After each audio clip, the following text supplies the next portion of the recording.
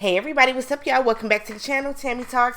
Let's talk Summerhouse, Martha's Vineyard, Season 1, Episode 1, Not Your Mama's Vineyard. If you're brand new to the channel, I break down TV shows, interject my own thoughts, opinions, and theories into each and every recap. So, if you enjoy that type of content, y'all go ahead, hit that subscribe button, thumbs up the video if you enjoyed this particular piece of content. And then let's talk about this in the comment section because I feel like not a lot happened, but a lot happened on this show. So y'all know when we have brand new shows, the first episode is always so chocked full of information because we're finding out who this person is, how they know this person, where they work, where they're from, their background, all that type of stuff.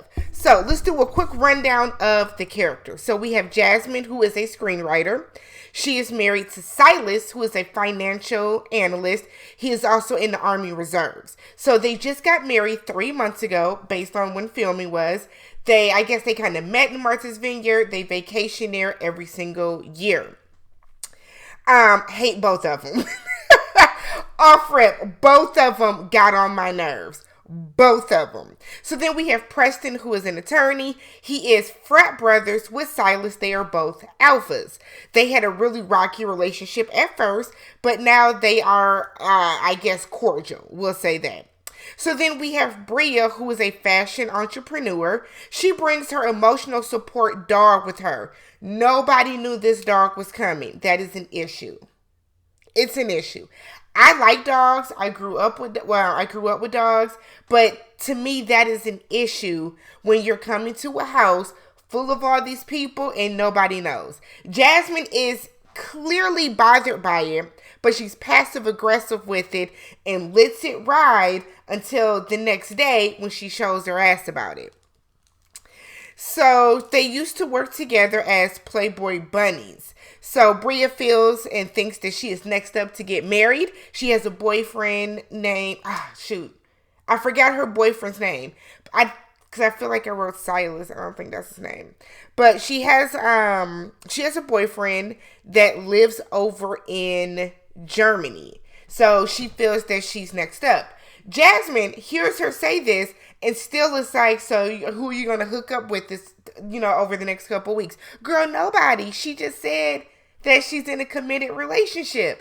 Jasmine gives the vibe of, oh, I just got married, so I feel like I have all the best relationship advice, and I'm going to tell everybody what they should and shouldn't do, and anybody that doesn't want to acknowledge that or doesn't want to hear that, you should, because, again, I just got married. That's the vibe that Jasmine gives, and it's not becoming, sis, at all. So then next up, we have Nick and Alice. They are Kappas. They arrive together. Nick is a sports brand manager, and Preston is a advertising creative director. They are both fine. Both are very handsome. They both look very handsome, very put together. Like both of them, I was like, oh, okay. Some definite lookers. Definite lookers on this show.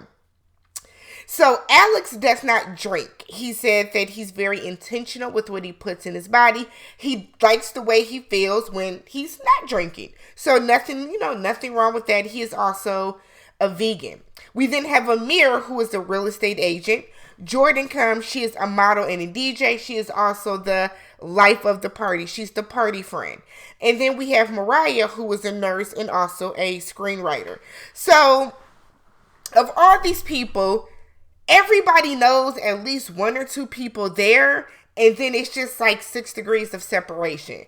So for some, like everybody has at least one person that is of comfort to them that can like be in their corner because they know at least one person. So it's not going like full blown Real World where this is a story of 7 people picked to live in a house. It's not giving that because these are still somewhat friends, associates, whatever. So the guys are all basically claiming the women that they want to talk to first. I said, oh, okay. Figured this was going to happen. Some of the guys are very vocal. Some are just kind of like, I'm going to play it cool and fall back. So Alex and Amir, both like Jordan. But Amir has been helping her with her luggage, so now they have that little vibe, that little connection going. She then said that Nick has been in her DMs before, leaving heart eyes and fire emojis, and she was sick of that, so she's put him on ice. Word to the wise guys, we do not want y'all to just come in and comment on our stories with just a bunch of heart eyes and emojis. Say something. Say something. So she put him on ice because of that. So we find out they're sitting around having dinner. We find out that Amir is Lebanese and black. He was raised by his Lebanese mom, doesn't know who his dad is. So because he didn't have that connection to his African American roots, he didn't know how to take care of his skin or his hair till he was about 24. He said, but now I'm fine. You're short, but that's okay. A short woman will appreciate you. But he was like, now I got 50 to 100 women that are in my DMs daily. I said, daily? I can see it. Because he is very, very handsome. So they already start off. Oh, wait, before that. So then Jasmine, when they're like changing to head out to like go hang out in the pool in the jacuzzi, Jasmine again asks Bria, so you're not going to give nobody a chance? Didn't she just tell you that she was dating somebody? If somebody tells you, I feel like I'm up next to get engaged, I would think they're in a committed relationship. Jasmine, I feel like every scene she was in tap danced on my last nerve. She has one of those personalities that I just know I would not get along with. So they're outside, they're doing the truth and dare. And the first one, or truth, drink, or dare. The first one is for Amir they dare him to kiss a girl he finds attractive. He like kisses Jordan on like the kneecap or something, or the arm. So then Alex gets the same dare. He does the same thing. Jordan is like, of course they would like me. Look at me, I'm pretty. Ask them something deep or something better. Girl, don't play yourself. Don't play yourself. Don't do that, sis. Because you can... Don't do that. There's nothing worse than somebody that's just like, of course I'm pretty, I know that, whatever, and then you act the ass about it, because that's not attractive. Don't have an ugly inside.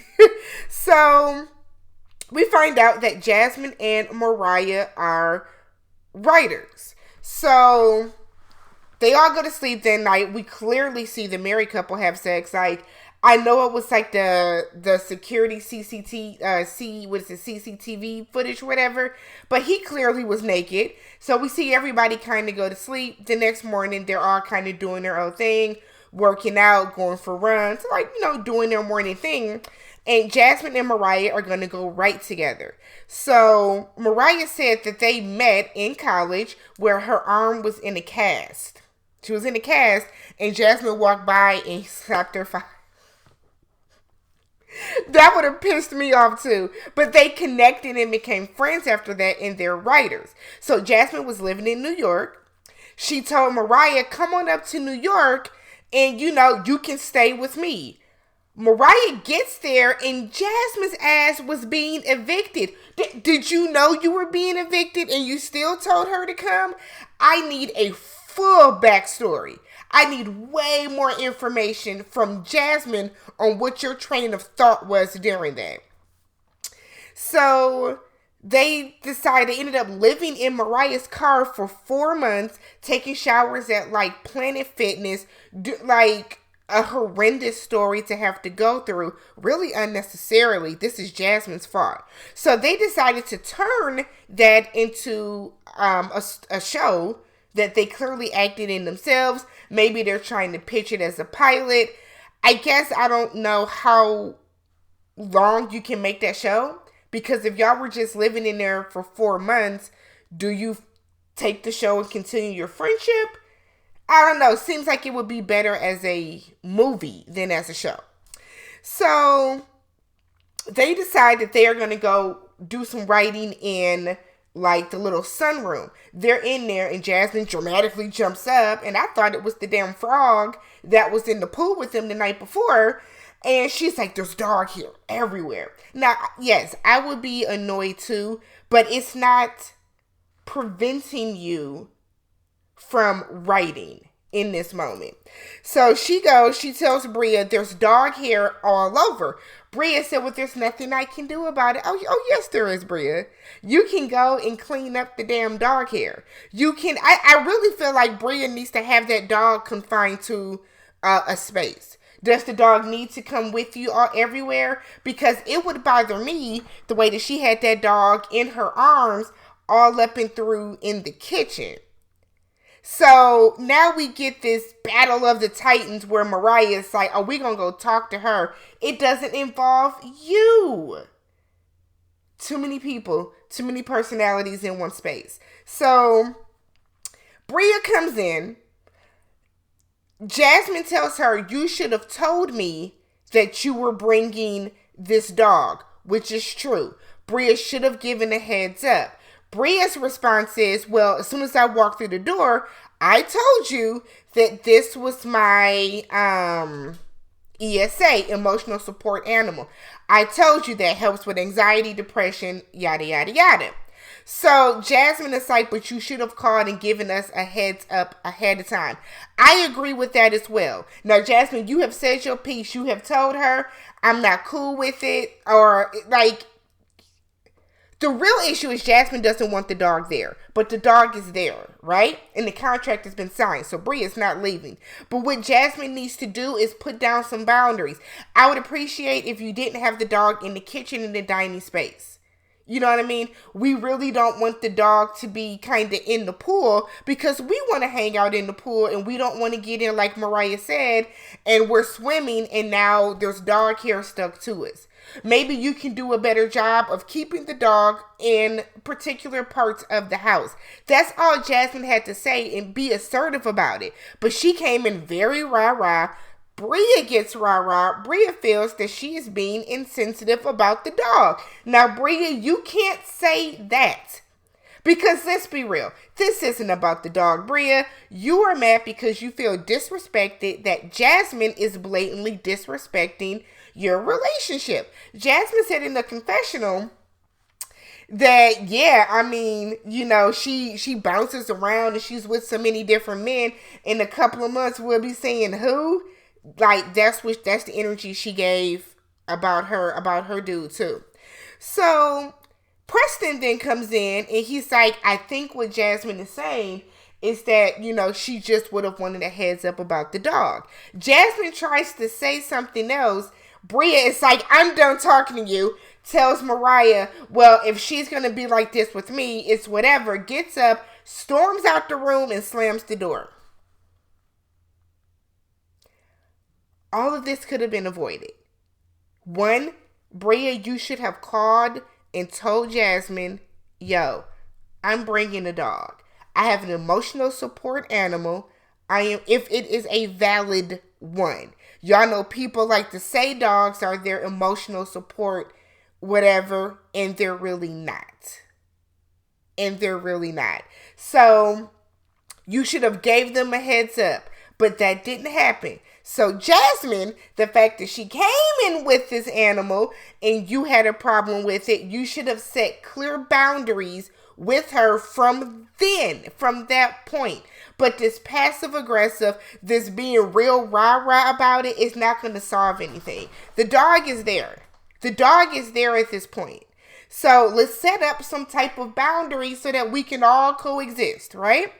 So Bria then goes walking from person to person. Do you have a problem with the dog? Do you have a problem with the dog? Because Jasmine says everyone has a problem with the dog. You're doing too much. Like, now you're being petty. So Jasmine said that, you know, she didn't even really want to invite Bria. Bria is just somebody that she used to work with, and Shanice, who's not even there yet, Shanice is who really wanted to invite her. She said Bria wasn't even at the top of her list to invite to this. I said, well, girl, why is she there? If you really didn't want Bria there, why is she there? Because isn't this you and your husband's thing? Did she have to come? Like, is Shanice the end all be all? Like, why is Shanice's word? Like, I didn't understand that. You're making it very clear you didn't want Bria there. So why is she there? Am I the only one that didn't make sense to?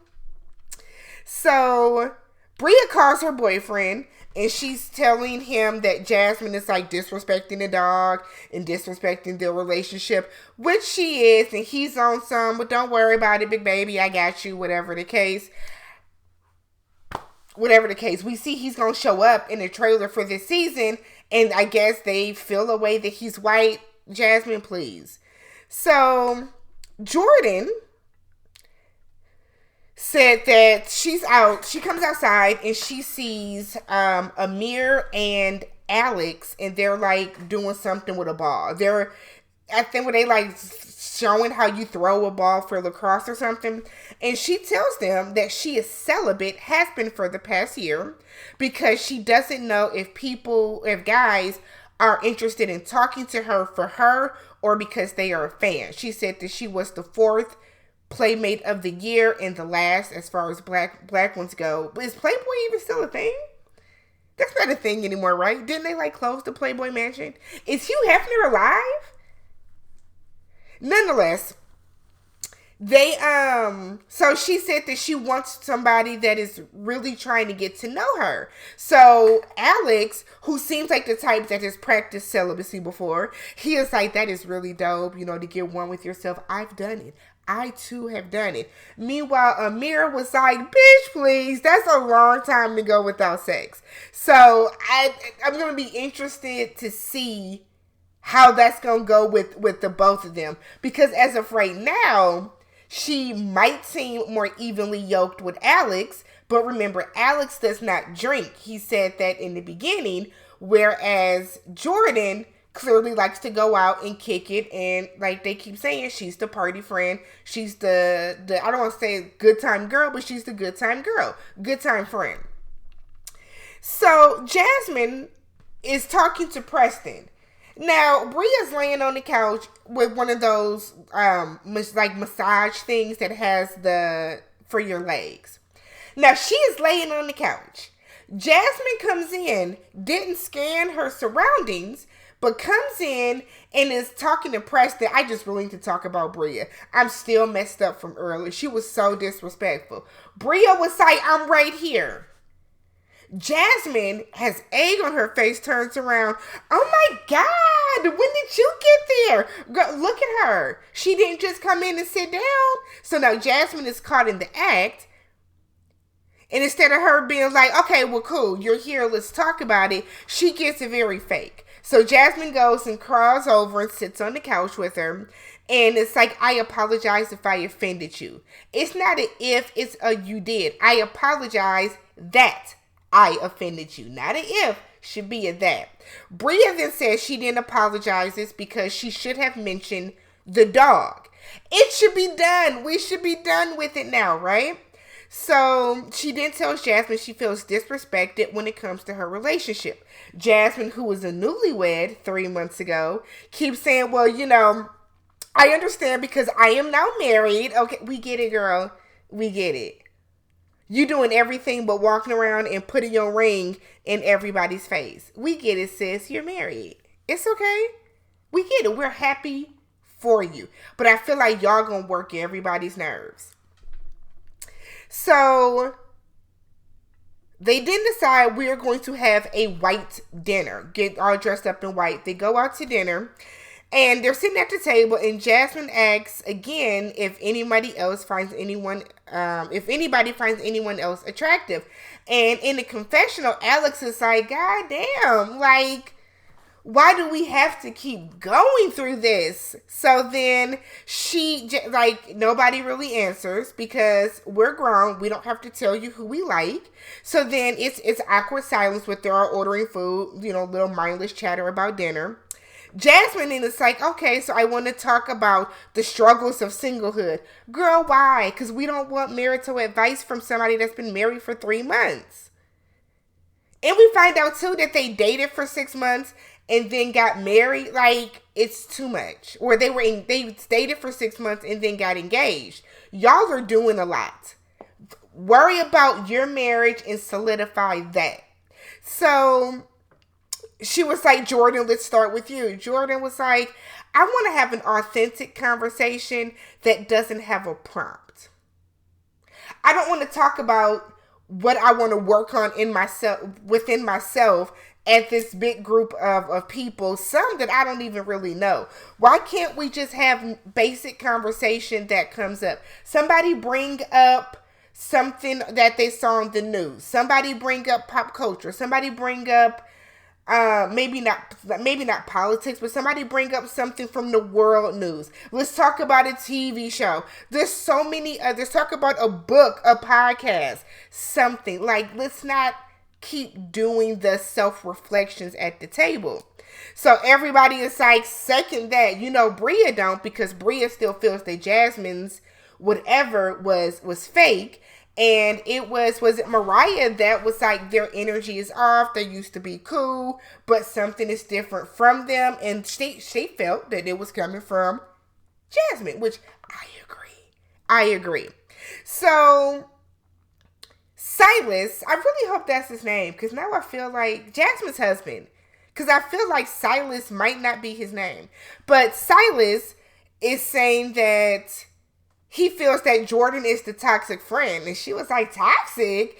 He was like, because you and Jasmine, when Jasmine's out 2 or 3 o'clock in the morning, she's with you. And everybody is like, oh, that's just basic New York. In New York, people don't go out till like 1 o'clock. Their clubs stay open till 5 or 6. 1 o'clock, I'm on my way home. I also don't live in New York. So he was like, he was out in the Army Reserves at 29 during the pandemic. He joined the Army Reserves. And so he was gone for about 6 months. He was like, so whenever he would call, Jasmine would be out and she would be out with Jordan. And Jordan was like, so how does that make me toxic? So then Silas goes into this kind of tirade that's like, it's just very late to be out. Jordan said, oh, do you have a curfew? So everybody at the table is kind of like, Jasmine has been friends with Jordan long before you. Like, don't try to come into this and tear these people apart. It's giving controlling. It's giving, I want to be your everything. It's not a good look, Silas. Not a good look at all. So he said in his confessional that he is still adjusting to seeing her kick it with her friend group.